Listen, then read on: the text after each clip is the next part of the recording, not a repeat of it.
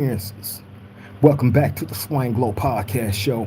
Do Rock Crip. It's an absolute pleasure to be back here at this round table amongst my round table family, man. Salute to everybody that was able to catch this live. And salute to those of y'all that's able to catch this a little bit later on in your day. I know people got things to do throughout their day, whether it be work, or you might be able to tap in during your break, your lunch break, or right just before you sign on, for your daily shift at work, or whatever you got going on, man. Salute to all of y'all that do take the time out to come sit at this round table amongst our round table family. Salute to all of y'all. Now, look, let me say this before I jump into what I'm going to jump into. If you haven't already did it, please take this opportunity now to like, comment, share, and subscribe to the Swing Glow Podcast Show. Do Rock Creep. It won't cost you a dime, man. It helps us get further into the algorithm. You feel me? And that's always the goal, to get further into the algorithm, man. And the bigger that this become, y'all take that journey with us. Y'all are part of the family. Y'all are the ones that keep us humble, the ones that become part of this roundtable family. So again, if you haven't already did it, like, comment, share, and subscribe to the Swing Glow Podcast Show. Do Rock Creep. I would greatly appreciate that. For real, for real. And by the way, make sure y'all hit that notification bell so when we do these lives, or I just so happen to drop a video, man, you'll be right there front and center. You won't miss a beat on anything. I promise you. And again, it won't cost you nothing. Okay, now look. I've told y'all in many different videos that I've done about the drug problem inside the prison system, right? And the latest thing that has taken the prison system by a storm is definitely the K2 spice. I've told y'all, right, in countless videos, how a lot of these young dudes is coming in there, or they are indulging in that drug and losing their careers, right? And let me say this: drugs have existed in the prison system throughout many and plenty of years, long before I even came into it. Okay, so it's no secret that it's always there, right? From black tar heroin to, in some cases, crack cocaine, or just cocaine period, or in some cases sherm, uh, in some cases crystal meth, you know THC, whether it be wax or even just weed, period, right? Whatever you're into is usually there, right? So I've told y'all how I've seen a number, and it tripped me out the first time I seen it, because the first time I seen it, I was in New Corcoran, Sat F, on the C yard. I have to distinctly point out the yard that I was on at that time, because back then it was only 2 yards that was in that prison that was considered to be good, and that was the C yard, which was the 180 maximum security yard, right, level 4, and then it was the B yard, the level 3. Those was the only two good yards in that whole entire prison, and it had like 11 yards on that prison. That's probably one of the biggest prisons in California, right? That is the prison that they constructed when Robert Downey Jr. Had to go to prison in due time, and he kept getting all these substance abuse charges, right? So they built a substance abuse facility, right? Which is SAT-F. That's what SAT-F stands for, right? Where if you had any type of drug charge on you, or you catch a drug case in prison, right? A lot of times you're gonna end up there. Okay, so bam, it's a level 4, 180 maximum security lockdown prison, right? Very, very dangerous spot at that time when I was there. Extremely dangerous. Seen a lot of people come there and get their careers ended. A lot of people died there. Um, um, that's actually where the head guy of the Mexican mafia lost his life. The guy that was calling the shots over all of them, he lost his life in that prison. I was there with him on the yard with him, same yard, seeing him all the time.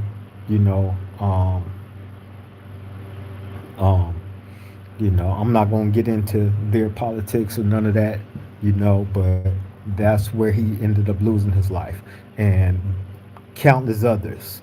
You feel me? And I believe I told y'all a couple of stories about a couple of guys that lost their life in that institution before, when the war was still going on between the Southern Hispanics and the North days, the Northern Hispanics.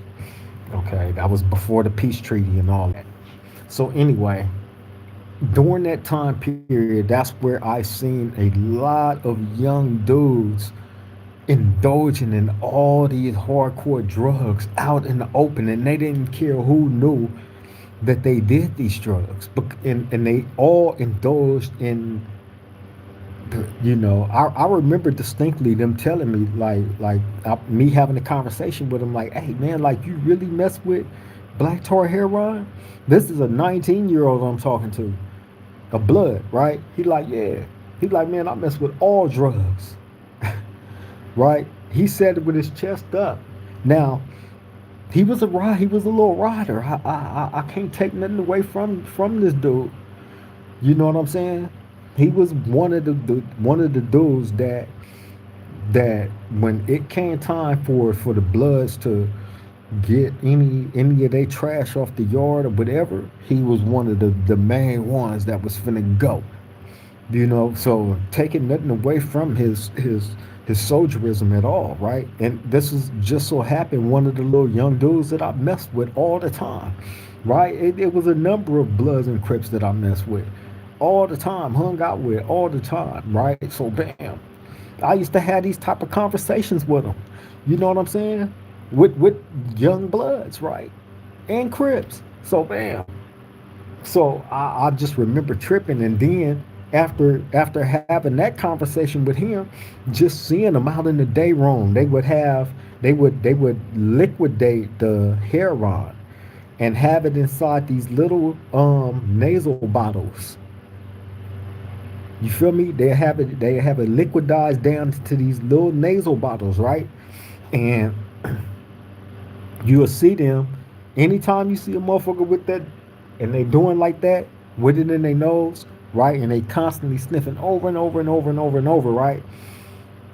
And the white part of their eye would turn like a certain kind of pink. You feel me? So I used to see like a group of them doing it. All of them hung together too. Anybody that messed with that drug, you're gonna see them. They always hang together, or all the crystal meth heads. They all mess with each other. It's groups of them. So you'll see them messing with each other every day, trying to get high with each other.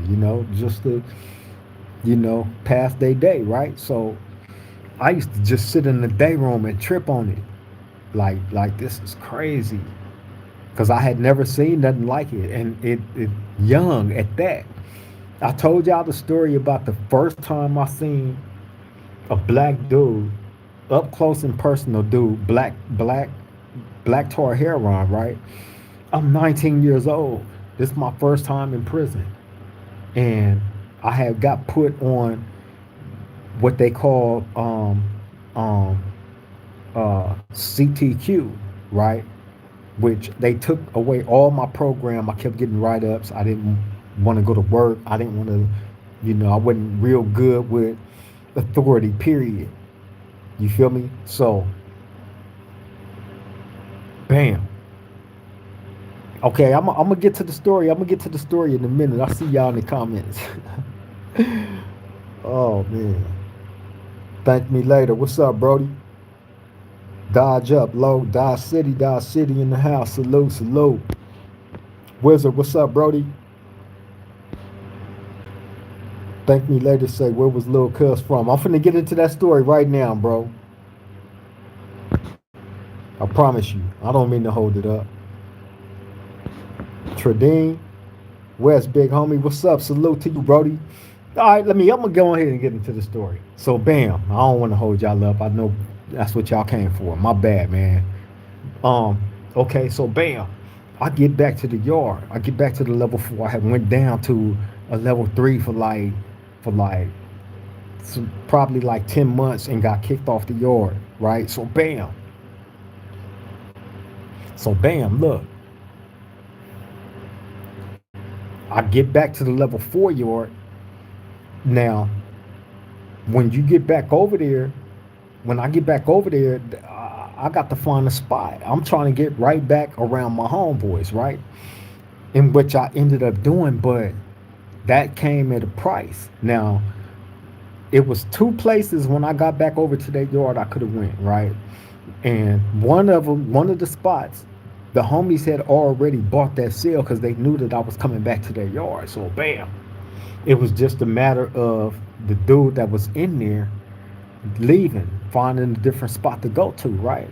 Now, so I was either gonna go with him or go with another guy, another crib. So I chose the latter. I'm gonna go with him because I know it's just gonna be a matter of time before he leaves. The spot is already bought anyway, so it only makes sense. So bam. Now I'm not really knowing. I don't know him for one, and I'm not. I was aware when I went in there. The homies was telling me like he a crystal meth. You know what I'm saying? But I'm not knowing how much of a crystal meth head this dude really was, right? So he was 26 years old, right? He was from Six Deuce Diamond, Fresno Crip, right? Um, I spoke on this story before. I mentioned his name in that story. However, since then, I took that video down because of the they were striking my channel for certain stuff. I was using music that I wasn't supposed to use or whatnot in the beginning of the video, so I ended up taking it down. So I believe I said his name in that video, but I'm not gonna say it in this video. However, he was from Six Deuce Diamond, Fresno, Crip, 26 years old, right? Bam. So I get in the cell with bro. For the most part, he was cool. You know, he was a cool young dude, man. But but his flaw was he was addicted to crystal meth. And when I say addicted, I mean extremely addicted to the point, bro, where where he had nothing in his cell, right? But a tablet that the state prison give to you to be able to call out, and if you got money on there you can rent movies on the tablet and like music, like stuff like that. But that's all he had. All his stuff that he had, he clucked it off for crystal meth to cover debts, including family pictures, family photos, and old pictures of some of his old girlfriends and all that. Like, when you go in debt like that and you in prison, like, people gonna take whatever you got in there just to try to clear you of that debt. Some dudes is a little bit more lenient than others, and they would indeed take old photographs of your girlfriend. I've seen it all. I've seen it all. And this is where this young guy had stooped to the level of. So, bam.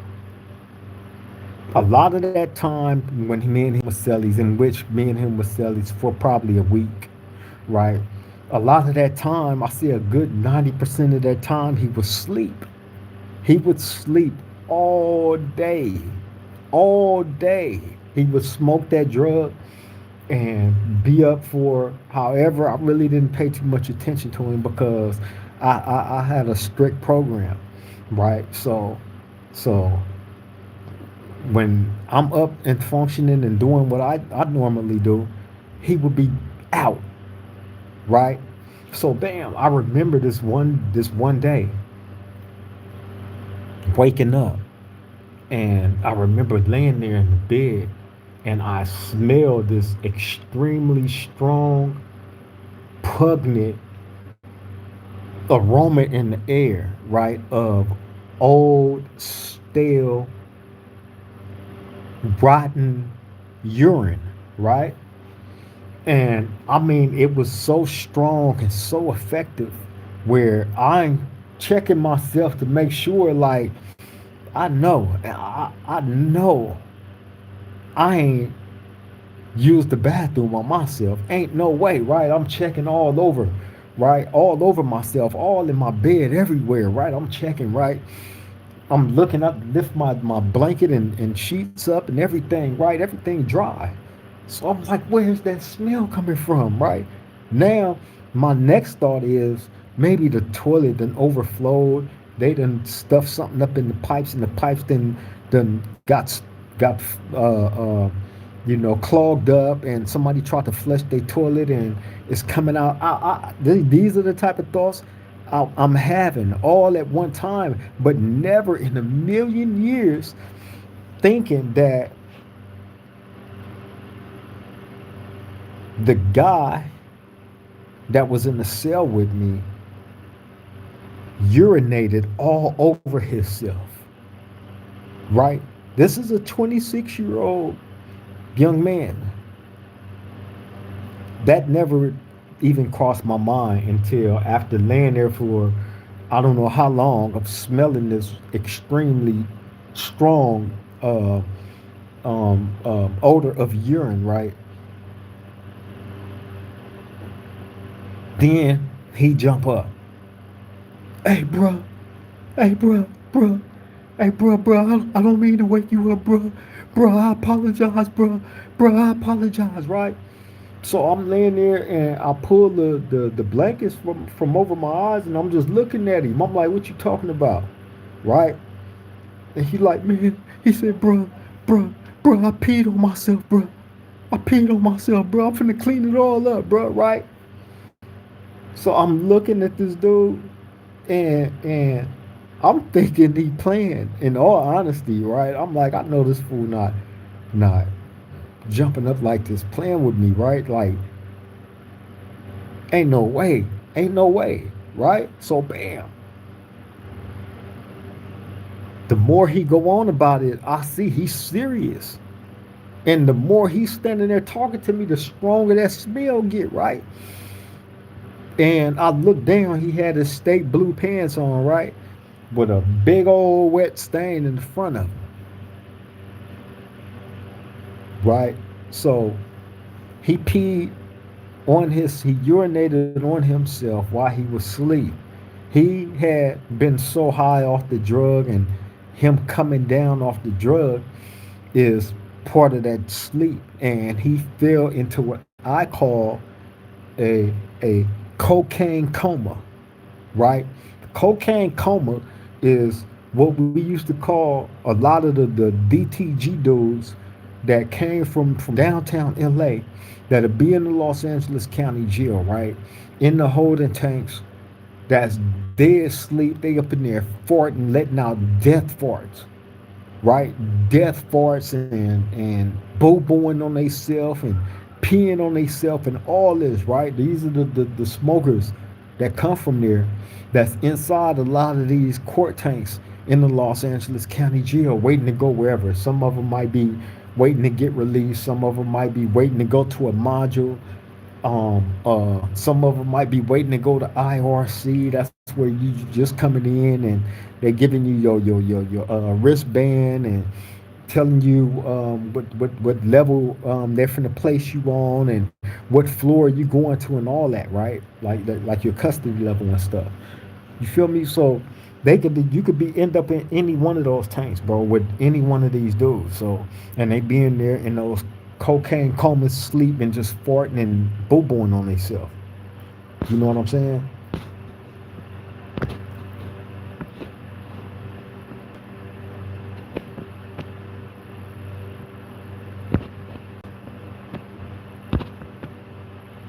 I love chocolate said Big Blue Rag, your little homie. Big Blue Rag from the set.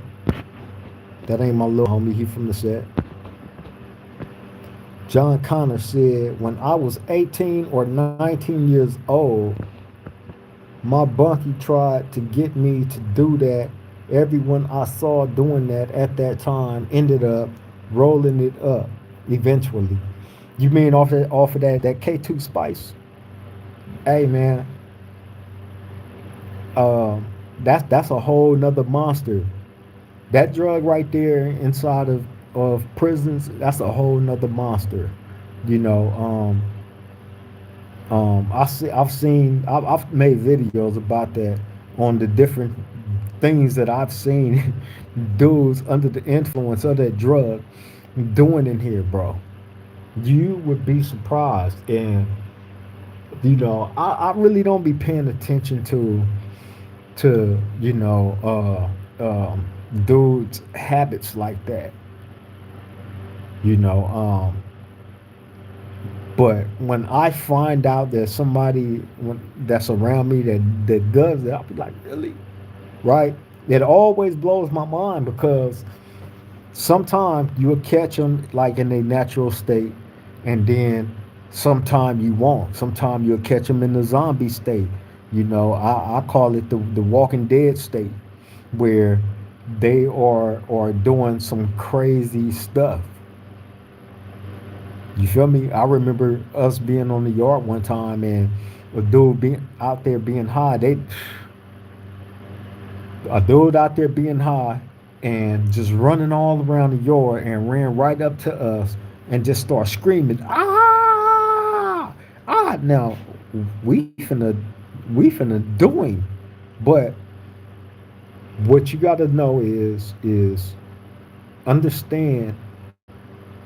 I'm glad I had the experience that I had with certain dudes that did the drug, because you know the symptoms and you know it when somebody is not in a right mind state, and it would be like a complete waste of time for you to do anything to them while they're under the influence like that.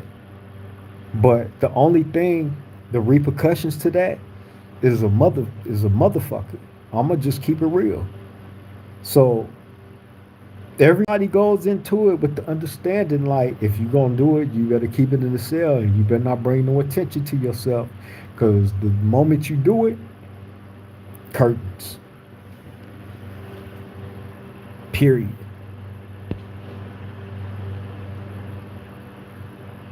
No reparations, no vote. What's up, my Brody, man? Salute to you, man.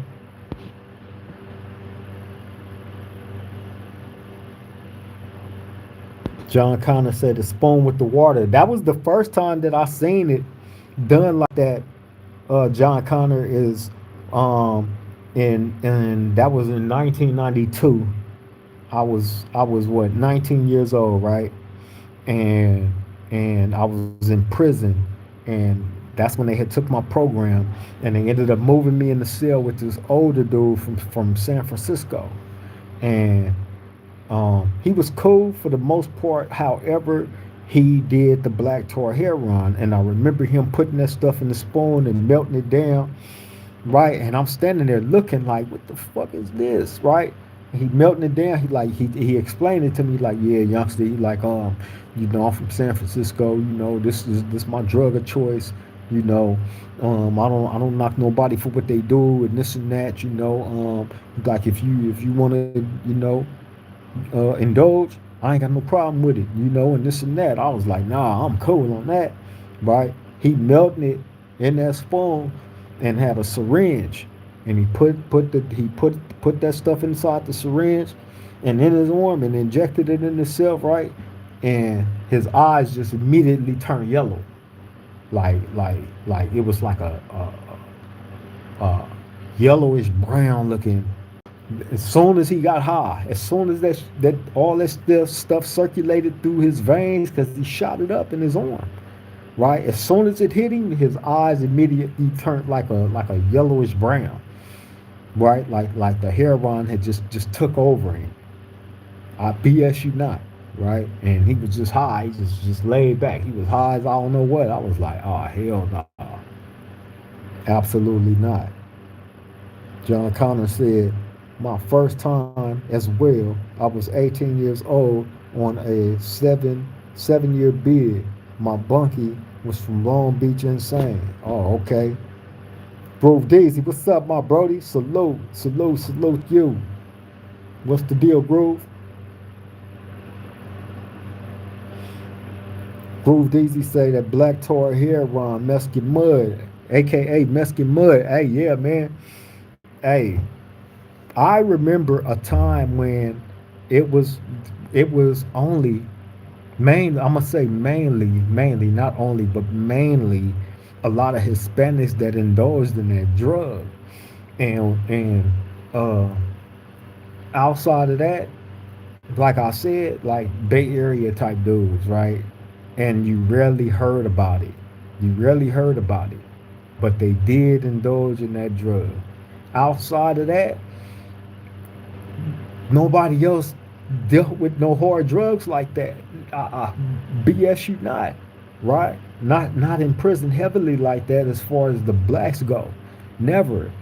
The blacks was into a lot of bodybuilding, especially. Well, I mean, you had the Crips and the Bloods because you had some big ass Bloods too that was running around on those yards. You feel me? And let me make something else clear, because somebody had jumped in one in the comments, right? And I know people be like, man, I don't be tripping on what they be saying in the comments and this and that. But like I said, I indulge the comments. I encourage people to jump in the comments and say what they gonna say. You feel me? And I try to get to all of them, because I ask for the engagement. We need the engagement. That's what this roundtable was about, especially when you become part of this family. Everybody is included, you know? And we're not here to disrespect nobody, and we definitely not here to be disrespected. So, with that being said, all family here, we never disrespect each other, man. It's all love. You feel me?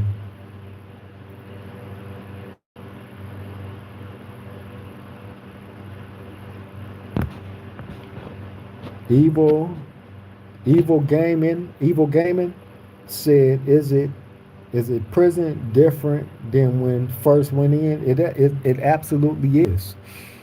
It's night and day, and I mean literally, because when I first came to prison, the very first time back in 1991, right? Um,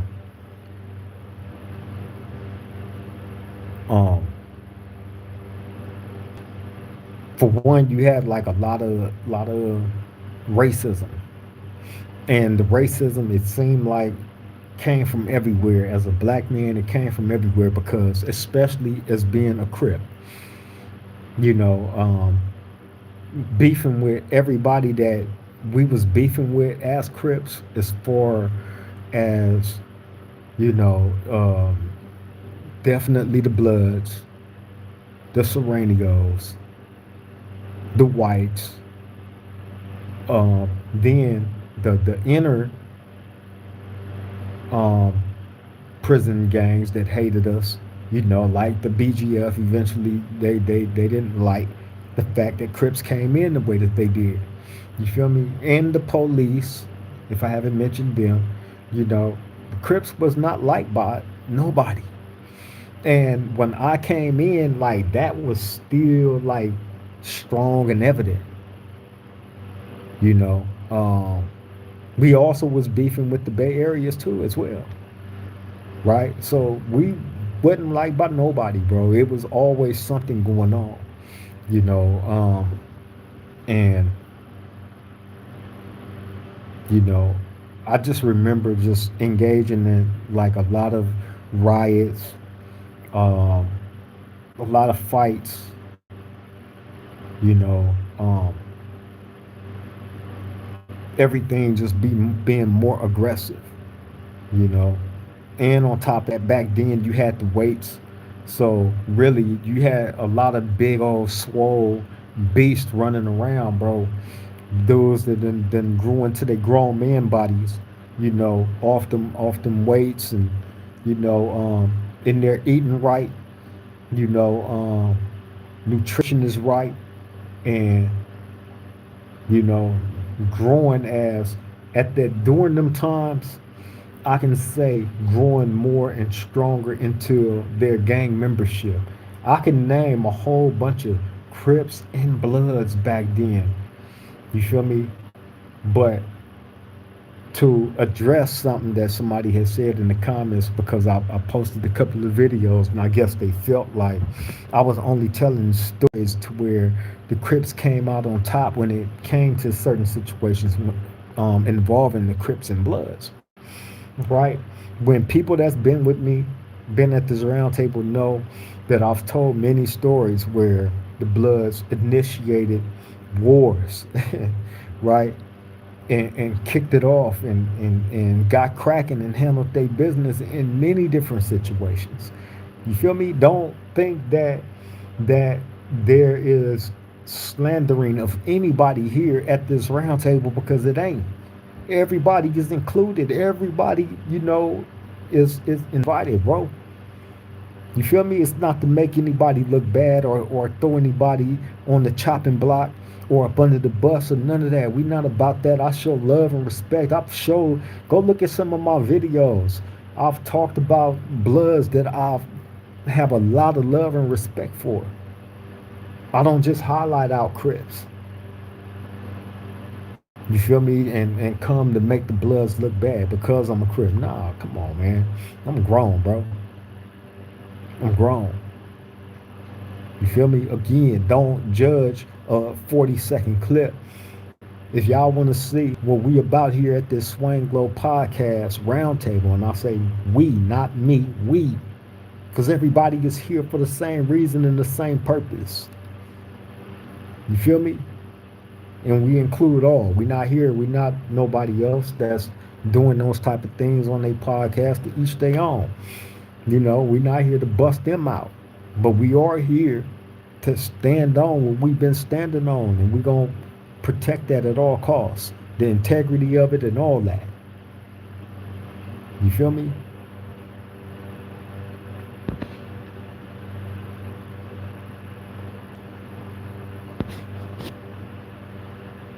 So, yeah, man, I just wanted to, make that clear to the inquiring mind that jumped out there and chose to vocalize their opinion, on a video clip that I had shared.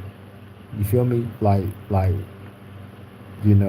hey, for one, if you haven't subscribe to the channel, man. Go ahead and become part of the family so you can see what we about. We include you too. Those that even have any type of question, we include you too. Come on, man. Subscribe, come sit down at the table, man, and be included in on this realness, because we trying to build each other. There's enough negativity out there. It's enough of that going on in these different YouTube streets, man. If that's what you're looking for, we not here for that. You feel me? And we're not here to divide and conquer or none of that. You feel me? Everybody need help. Whether you a Crip, you a Blood, gangster neighborhood, Hoover, Pyro, it don't matter. A Southsider, you know what I'm saying? Serenios, Northanios, it don't even matter no more, man. Everybody need help. It's gonna always come to that point. Everybody need help. Everybody, motherfuckers, been trying to figure it out and ain't been able to get it yet. But those of us that's able to actually snap into where we're supposed to be and know what the purpose is, and understand that purpose will always be greater than any of the negative shit. You know what I mean? It's forward progress. Period. You feel me? But yeah, man, back to that story though. So bam. This dude pee on himself, bro. Right? So bam. I'm sitting there, I'm stunned. He's sitting there, oh, I'm gonna clean it up, bro. I'm gonna clean it up. I'm finna clean it all up, bro. And this and that, right? I'm talking about this stench was just, and it wasn't a little. Like the man's bladder was completely full, right? So it went all into the mattress and soaked into that mattress, into that cotton, and all over it, his pants, himself, his body, and all that, right? It just was funky. So bam, Like I get a towel and tie it around my face, my nose, and mouth so I won't throw up from the funk. Tell them to open up the cell. Man, I need to go out. You know what I'm saying? So bam, go out. He up in there. I'm telling you, you gotta scrub that whole. You gotta sanitize the whole cell, everything, clean everything, right? So now in my head, I'm like, you know what? It ain't no way he can stay in the cell with me. He was a cool dude outside. Him using that drug and doing that right there. Once he, once he urinated on himself, that was a wrap. That's when I said, nah, you can't be in the cell with me no more. So this is what I did. Being that I knew that he loved um, that crystal meth so much, right? I get at the homie. I said, hey, you still got some of that on deck? Like, yeah. I said, I need a little bit of that, man, because I ran everything down to him about this dude urinating on himself, right? So, bam. He like, oh, I'm like, yeah, he got to go. So this is the way that I'm finna get him up out of here. So, bro, like, I bet. So he gave me like a little chunk of that stuff, right? So, bam, I get back in the cell after everything is cleaned and all this and that. And I'm sitting on my bunk and I'm looking at the drug, right? I'm like, yeah, I know this is finna work. So bam, I said, hey, bro, I said, check it out. He like, what's up, bro? I said, look, I said, hey, what you think this is worth? And I handed him the drug, right?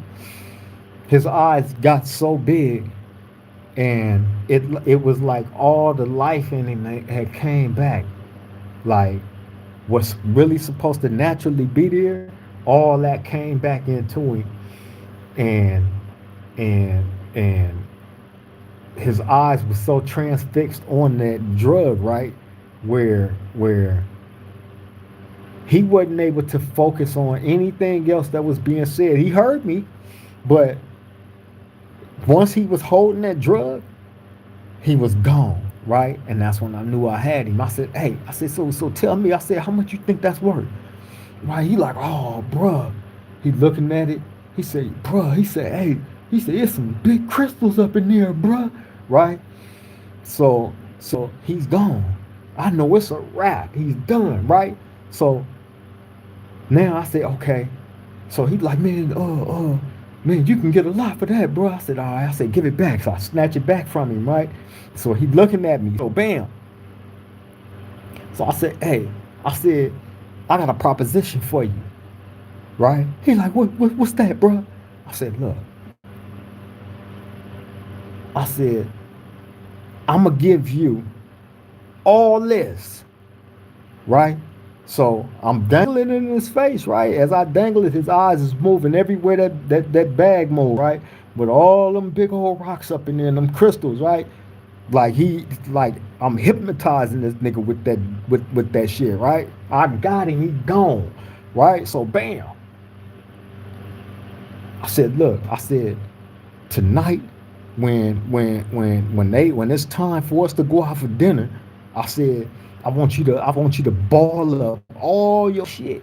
I said everything. Your mattress, your blanket, everything, right? Ball all that shit up. Take it out. Cause all the sergeants and all the police be out there. This is during dinner time, right? So bam. So bam.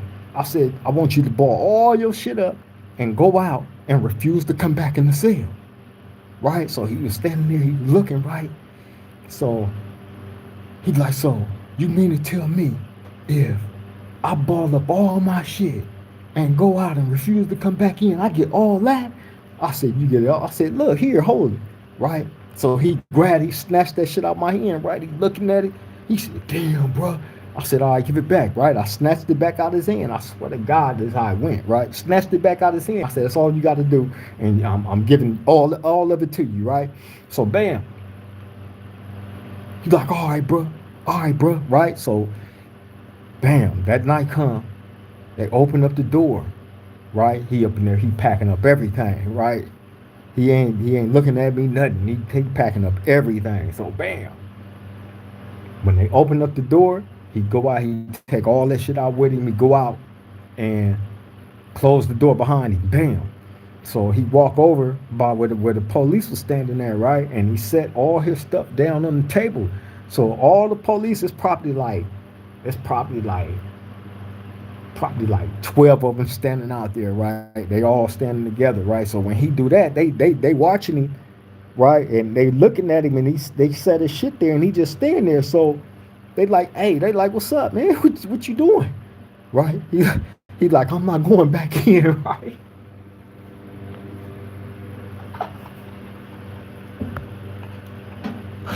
Right? Look. I swear to God, right? I'm standing in the door. I'm looking at this shit, right? I'm laughing though. I can't hold this shit in, right? Just like how I'm doing now, bro. I know it was scandalous, but this nigga pissed on himself. Nigga, what would you have done? You in the cell with a dude, a 26-year-old dude, and then you pee on himself. What would you have done, bro? Right? So bam. So look, I'm standing at the door. I'm dying, right? So so when he tell them like he not going back in and all this and that, so they like, all right, well, they handcuff him up, and then they take him and they put him inside the shower. They can put you in the shower and lock the shower till you can't get out. So that's what they did. They put him in the shower. So so um um after that, I seen them standing over there talking. I seen them looking over at my cell, right? They don't say they know what's up. So bam.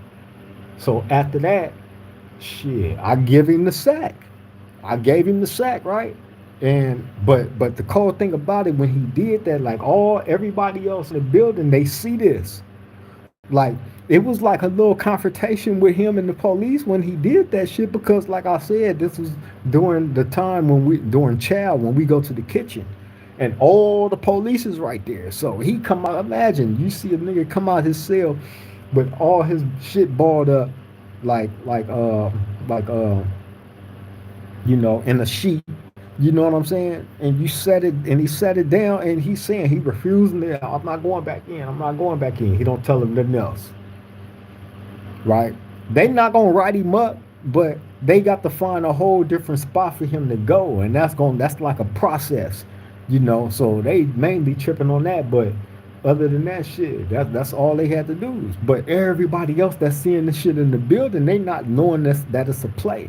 So dudes was thinking that he was PCing up. So I'm like, nah. I'm telling motherfuckers, I'm like, nah, he not PCing up, bro. So I told him to play. They like, they like, man, y'all niggas crazy as fuck. I said, nah.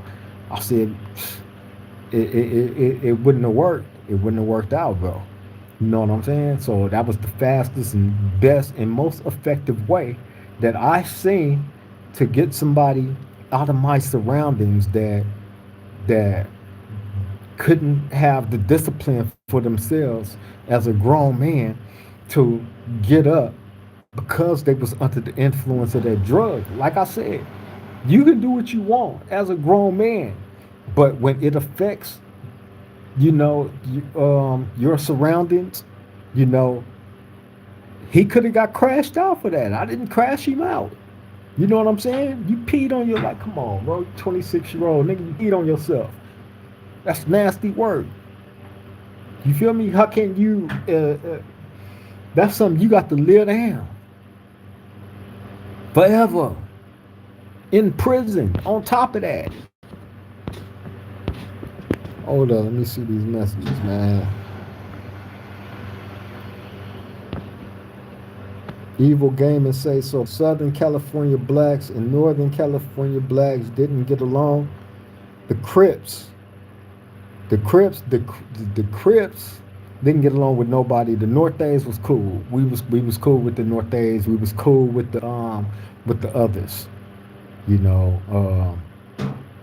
But really mainly that was it. Spiritual Healthling, Brooklyn, NYC in the building. Shout out to Brooklyn's in the house. Sending you much love. Say stay strong, my brother, man. I appreciate that, man. For sure. Salute to you. Sending love out. Got many loved ones out there, man, in New York, in the NYC. Brooklyn, for sure. My brother Wizard, man, what's up with you, Brody? Sending love to you as always. Salute G Bravado, my Brody, man. Shout out to you. Shout out to Oakland, Oaktown, the East and the West, North as well.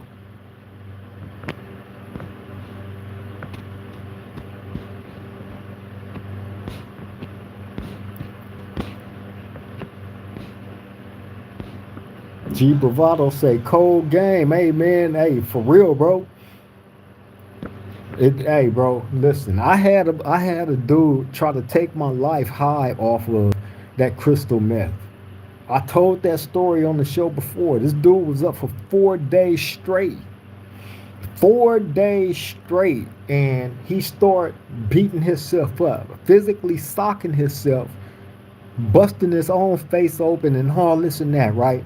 And the homie, Baby Loc Ron Ron from Grape Street came and told me, he was like, hey man, he's like that crazy ass fool over there socking himself up, cuz I'm like, what? He like on Baby Loc, right? I'm like, wow. So for sure he was over there socking himself up. And he ended up um um freaking out off that drug, bro, and came out his cell and tried to stab me up. I told that story though. I told how all that transpired. So anytime when somebody is deeply indulging in that drug this dude peed on himself, so you become unpredictable. I can't have nobody like that, and you're closed off in a small space inside of a cell. You're locked in. Ain't no getting in and out that motherfucker. You locked in there. You know what I'm saying? So if you I've been in situations with dudes that was inside the cell that was crazy, bro. So imagine you being gone off that drug. That shit leads them to start hallucinating and all that because they be up for days. This fool was up for 4 days straight.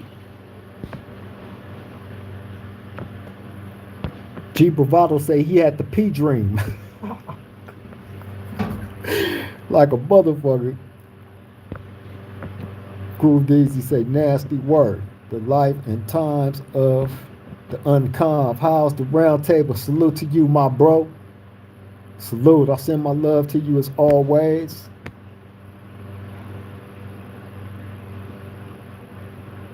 Brown 23,000 said, was there really a gang called C14? Yeah. Yes, it was. Yes, it was. I remember running across quite a few of them. Roderick's Choice said, just tapping in, top of the evening to you, Crip. Salute to you, my Brody. Appreciate you for making the live, man. As always, all love and respect to you. For real, for real. Spiritual Healing said, word up, get him out of there. Yeah, man.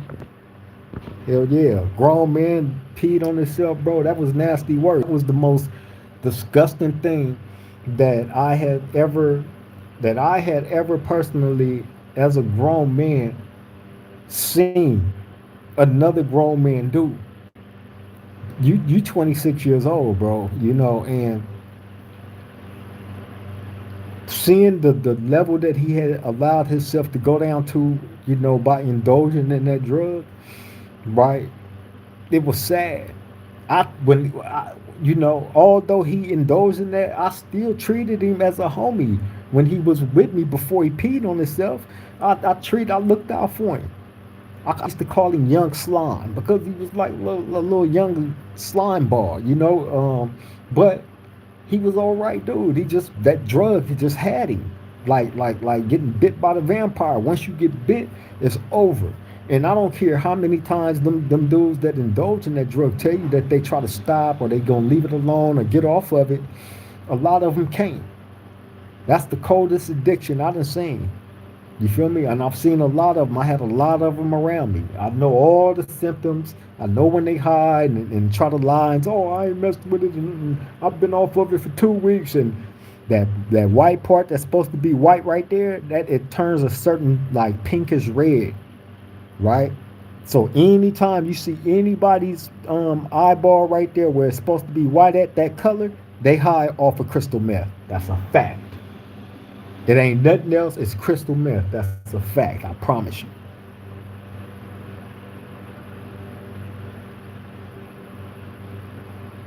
Evil Gaming 666 said, yeah, I accidentally got on that shit.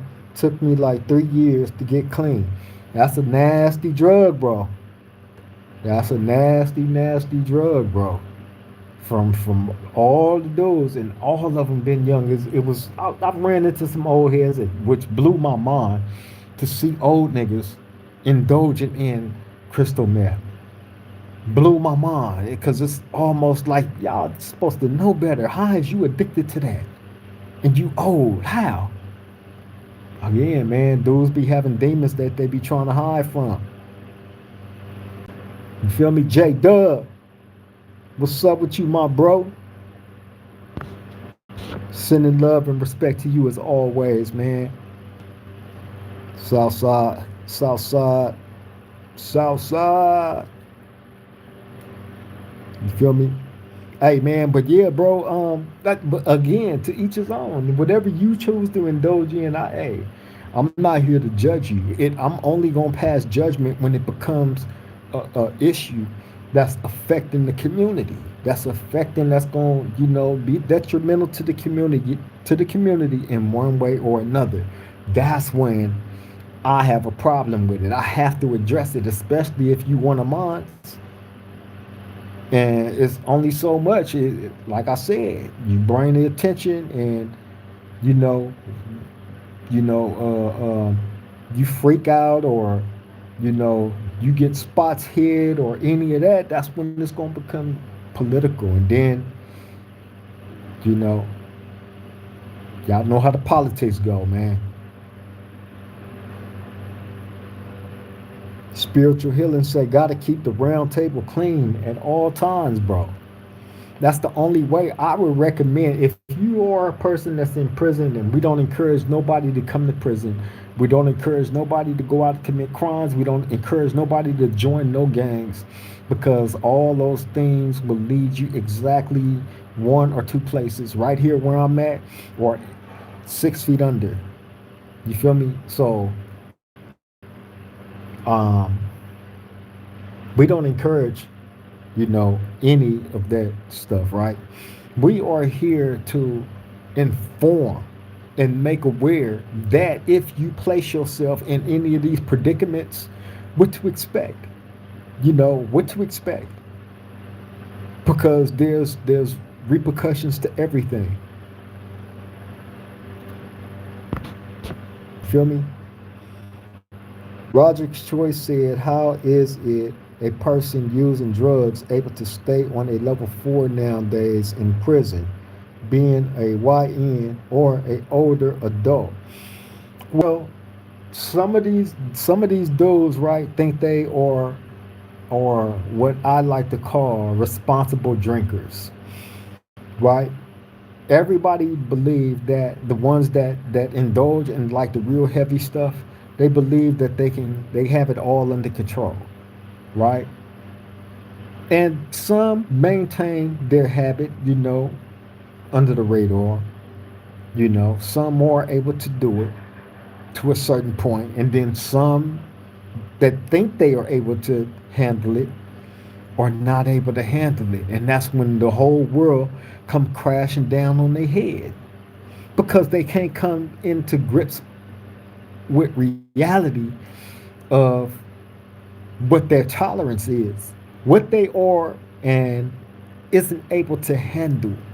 See, you can never predict when you are indulging in that K2 spice the level of potency that's going to be in it. You can get a piece of that stuff that is extremely dipped in all those chemicals, and you hit it and hold it in just a fraction of a second too long, and next thing you know, you in there zombieing out, screaming, and you trying to fight your way back, and it feel like all your life is just being sucked out of you, because you done got high so fast your mind can't comprehend what's going on. So you start freaking out. That's what happened when they smoked the K2 spice. It hit them too quick. Your heart start beating real fast, and you tense up, and you trying to figure it. Your brain trying to catch up to what's going on. You feel me? and it's not able to catch up sometimes, and that's when these dudes end up screaming and start going crazy. And we see it all the time in here of that happening, and the police having to run in their cell and snatch them out and pull them out on the tier, and they hitting them with Narcan, and they pumping their chest, and they out there screaming and shaking and sweating. And you know what I'm saying? Like, you got 10 COs holding this arm, 10 holding their legs, and they just screaming and going crazy off that shit, right? This is what we see in here. And then you see them taking them out on the gurney, strapped down, screaming and going crazy. And then guess what? After an hour or two, that high run down, and they got to come back. Then guess what? After that whole little display that I just gave to y'all, whether it be later on that night or that next day, I promise you, within 24 hours, that man's career is over with as he once knew it to be. And that's how he would end up on a 50-50 yard, PC yard. He's probably got a couple of these episodes and a couple of whoop outs. Then got his feet whooped quite a few times on different yards in different prisons. And it just happens over and over but that's what happens. That's what happens. That's a fact. That's the type of things that I see, with these dudes indulging in the K2 spice. J Dub said it's like when you spray a roach with roach killer. I heard that's what K2 spice is, roach spray, along with a whole bunch of other chemicals. Evil Gamer said, yeah, I know people who been on that stuff in there actually not doing too bad, other than the fact they're on that stuff. Me other on the other hand would be, what's that, dabbing waiting on the bus? Oh, dancing waiting on the bus, yeah. Spiritual healing say, yeah. And paint thinner, yeah, man. Paint thinner and roach spray and all kind of different chemicals, bro, that stuff is laced with, that these dudes are smoking, bro. And I promise you, the longer you hold it in, the worse it's gonna be for you. And these dudes, they mess with it because it's a cheaper drug. You get more for less. So they run to that. You feel me? And it's always at the ready for them. Other than the weed and wax and all the other stuff, but that stuff right there is cheaper. They can spend $100 and get a cool amount of it and smoke for however long they smoke off the stuff, right? That's what you hear from them. You feel me? So, yeah, man. Hey, man. It's nasty. Groove Deezy say, I only smoke good tree. Hey, Groove Deezy, I only smoke THC, weed and wax. Hold on, let me get this camera. Weed and wax only. Dad, move.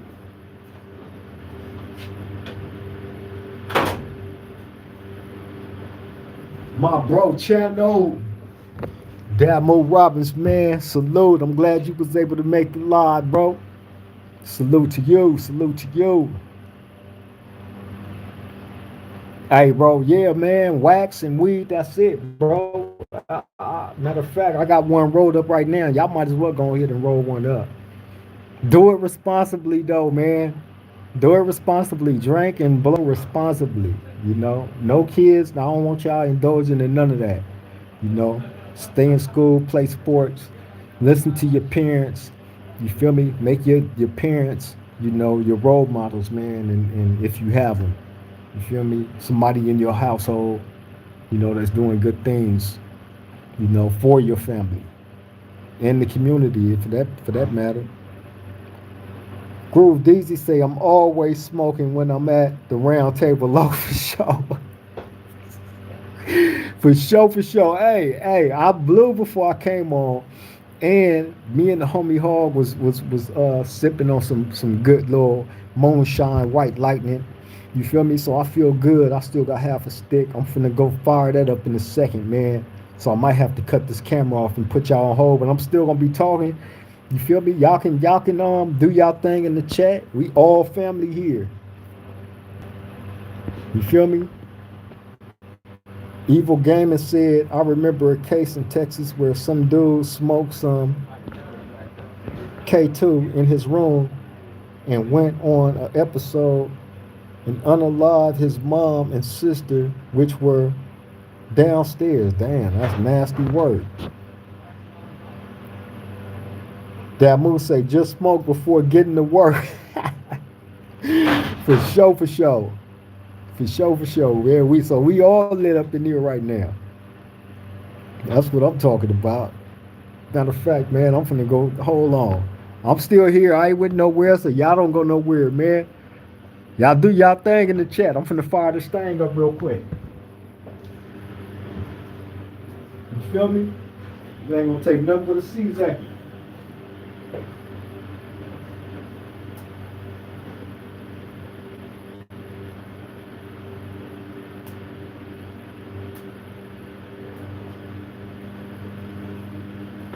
Uh-huh. I can't smoke on camera, man. I ain't gonna do that.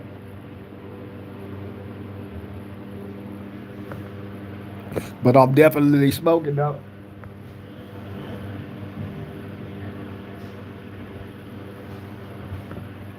I'm definitely smoking though.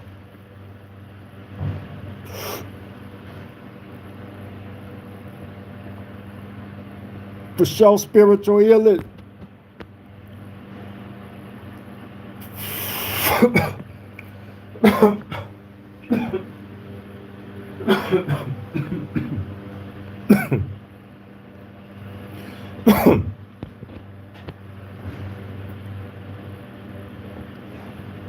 Evil Gamer said in Texas that fake weed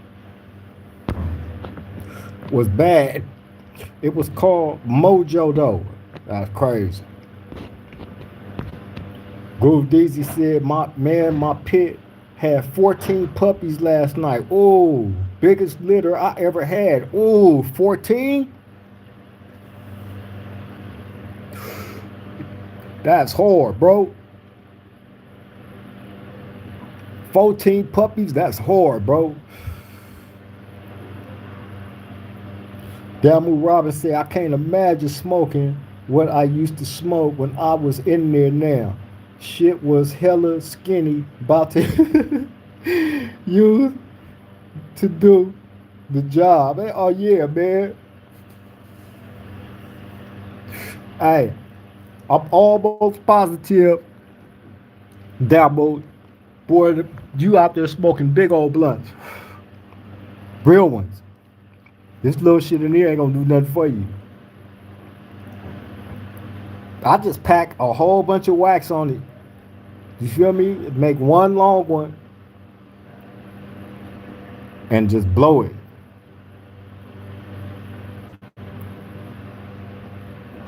For real, for real.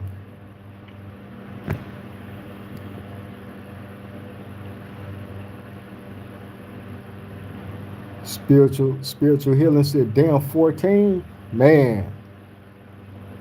Groove Deezy said that wax gonna keep you right for a long time. Yeah, bro. Hell yeah.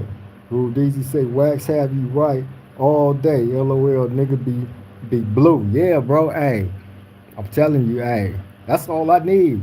You feel me? I really don't drink like that. Every blue moon, I make an exception with the homies, you know, and like today, you know, drunk a little bit, man, feeling right. Came straight here to the round table with the round table family. You know, y'all, hey man, y'all the best company I got. For real, for real. Damu say, I don't really F with the wax like that. I didn't like it when I first came home. Straight tree. Oh yeah. I know they got the grade of the weed then went to like a all time level, bro. I'm already knowing. I'm already knowing.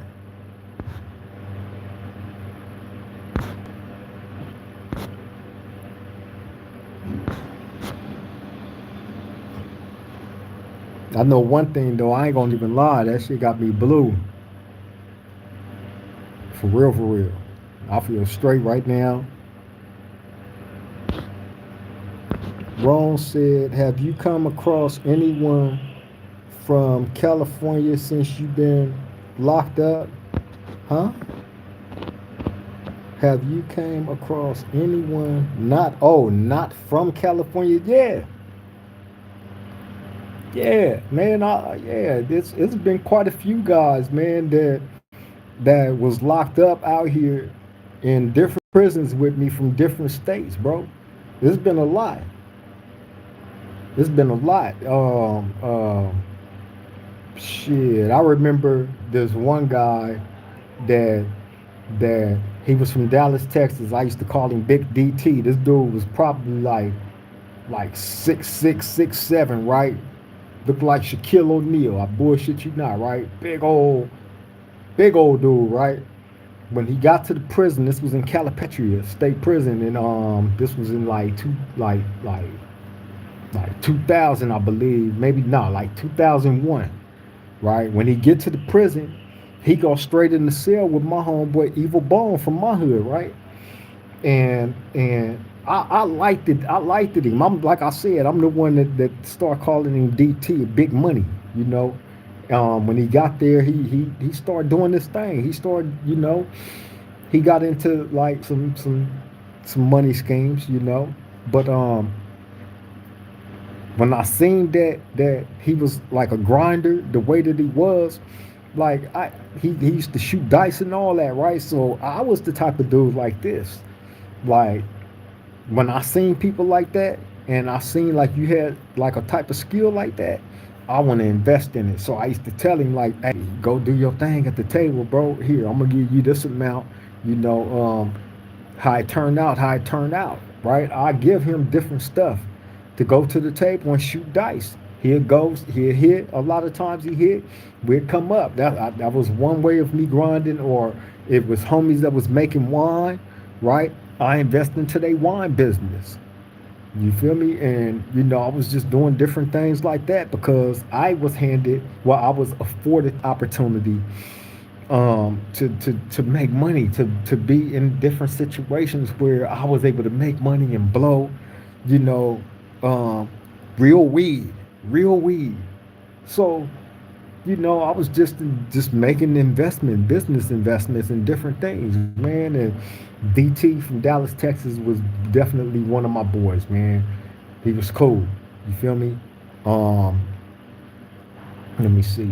Uh, I told y'all about my boy Westside from St. Louis, right? Had hands. Was known for, he squabbing. Didn't have a problem with squabbing at all, and long as he was given the fair one, he had no problem with squabbing, and in a lot of those squabs he won. You feel me? So yeah, man. You had him. Let me see, man. Uh, it was another guy from New York by the name of Ball Player. If my boy faced the music out there on the show today, I know he remember. I know you remember Ball Player face. You feel me? Ball Player was dude from New York. Always on the basketball court talking shit. Little short dude, bald head, had a goal or two. You know, always on the with the head bandana, the whole basketball gear. Always on the basketball court talking a gang of shit. You feel me? He got in a lot of different situations, right? From having a mouth on him on the basketball court, and I remember a situation occurred with him where he got into it with one of the homies from Compton, Crip, right? That I looked at him like Debo. It ain't no other way to describe, bro. You know what I'm saying? And I remember the dude ball player getting that bro sideways, like kind of crazy. I don't know what made him do that to for all people, right? Got it bro sideways, and next thing you know, you just see this big old crazy dude just bah, right? Slap all the spit, and it was hard, it was effective, it sounded off and blown throughout the air, right? When his the paw of his hand connected to the brother's face, right? It was it was like I bush player from New York. You feel me? But there was a number of dudes um, I've been in prison with from states that wasn't from out here. Some extremely cool brothers though. You know, I've told stories about them.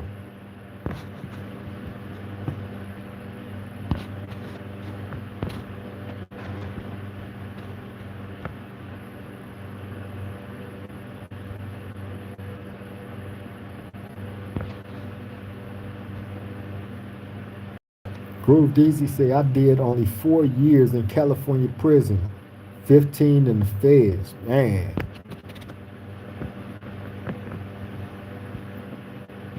spiritual healing say how's your D, Crip? How's your day, Crip? Everything healthy? Yeah, bro. Everything is good, bro. I'm blessed. I'm blessed. Anytime I get to come here and chill with y'all, interact with y'all, bro, it's a blessing. It's a blessing. It's always a blessing, bro, to be able to come here and be amongst good people, good-hearted people. You know, people that's out there that's actually working, that's doing something productive in their life. You know, that's creating their own legacies within their families, within their communities, and all that. Some, you know, stand-up men. It's an honor to be able to come here and interact with all of y'all. That's why I say we all here for the same purpose, because we are all on that same level, all of us. You feel me? Groove Daisy, that's still a chunk of time, bro. That's a lot of time, bro. A lot of time.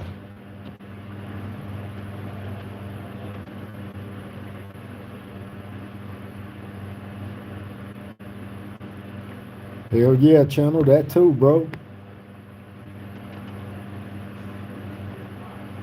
Groove Daisy say I did 4 years, then got out for 2 years and went to the feds for 15.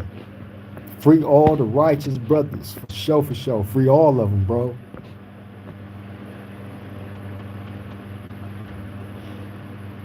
The life and times of the unconvo said, do out of towners get recruited? Some do, some don't. Some stand on them staying out the way of any of the gang banging stuff. I've seen both sides of the coin when it comes to that. You know, just keeping it real.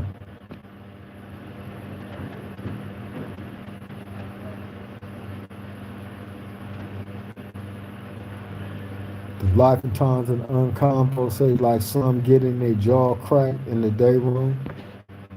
Ron said, have you came across anyone in there who couldn't fight and refused to fight, or do people like that usually not make it to level 4? Well, in a lot of cases, the guys that's on the level 4 usually done came from a different prison, probably a lower level 4 fighting or a stabbing, you know, or some will start off on a level 4 depending on the severity of their case. There's two ways you can get to a level 4: the severity of the case that you was found guilty of, because they go by the point system, so you can end up on the level 4 that way, or you could be on the lower level yard, um, and be messing up getting in fights, stabbings, and all that, and level up and go to a level four that way. You feel me? So in a lot of cases, a lot of the dudes that are on the level four then put in some work, and the ones that haven't put in work, eventually, when the time comes, because everybody plays a part. Everybody plays a part. Nobody's bigger than the program, And at the same time, it's easy for you to not get in nothing. Do your time. Stay out the way. That's the easy part. You feel me? Don't steal. Don't get in debt. Just the normal things. No disrespect of nobody. It's easy. It's easy work. It's cake, especially in this day and age, bro. I was around beast. I was around real Crips and real Bloods, man, when I first came to prison, when the gang banging was still gang banging, bro. This day and age is not like that no more. And I understand times change, but it's nothing like how it used to be. It's different. However, none being, you know, motivation that's if you looking to expand in your life outside of that, you know, you have to grow up, bro. You have to, you start seeing certain things different, and you start wanting to do different things differently. You know, you try to shift your energy, and your effort into something more productive, because now you're looking at your younger family members and your some of your homies kids. You're looking at them, and this is the future right here. What do I want for them? I want to, when I look at these little kids' eyes, you feel me?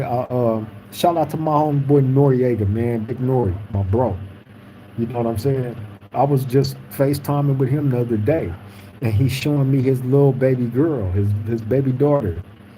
You know what I mean? And I'm looking at her in her eyes. I see him. That's all him, right? And I'm looking at her in her eyes. This is a baby, right? He feeding her, and I'm messing with her, and she looking at me, and I'm looking at her. This is the future right here. What do I want better for these kids? I want them to be safe. So that's why we push with in the direction that we do, with the integrity that we try to add to it, which means we include all. You feel me? Straight up.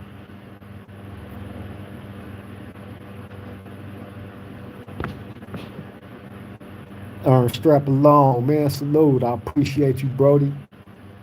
Much love, always. I'm glad you was able to make the live as well.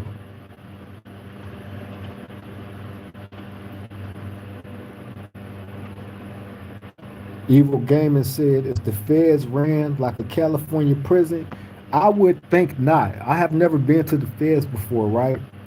So I cannot come in front and act like I can give you any type of knowledge about what goes on in the feds. However, from the things that I've heard, just probably like a lot of y'all have heard, right? I don't believe that the feds is ran like the state, for various different reasons. You know, I believe that they do quite a number of different things in there differently than how the state is done, and that's just the way that it is. You feel me? But in the California State Department of Corrections, like I've pointed out to y'all many times, it's probably the most racist when it comes to everything being segregated, and you know, um,